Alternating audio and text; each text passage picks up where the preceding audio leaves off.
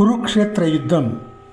కురుక్షేత్ర యుద్ధభూమిలో 4వ రోజున భీముడి వీర విహారాన్ని చూసి భీష్ముడు తన రథంతో భీముడిపైకి వస్తూ అతనిపై బాణాల వర్షం కురిపించాడు. ఈలోగా సాత్యకి భీష్ముడిని ఎదిరించాడు. సాత్యకి చేసే ప్రళయమైన యుద్ధం ముందు కౌరవ వీరులెవ్వరూ నిలవజాలకుండా ఉన్న స్థితిలో అలంబసుడనే రాక్షసుడు సాత్యకిని ఎదిరించి వాడు కూడా వెనక్కి తగ్గాడు. సాత్యకిని ఎదిరించే యోధుడే లేనట్టు కనబడే స్థితిలో భూరిశ్రవుడు సాత్యకిపైకి వచ్చాడు. దుర్యోధనుడు అతని తమ్ములు భూరిశ్రవుడికి అండగా వచ్చారు.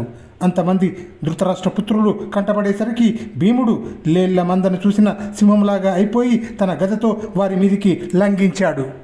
దుర్యోధనుడు అతని తమ్ముడు నందకుడు అనేవాడు భీముణ్ణి బాణాలతో గాయపరిచారు. ఇలా కాదనుకొని భీముడు తన రథమెక్కి సారథి అయిన విశోకుడితో, ఇవ్వాల ఈ ధృతరాష్ట్రుడి కొడుకులను వరుసగా ఎలా చంపుతానో చూస్తూ ఉండు అన్నాడు.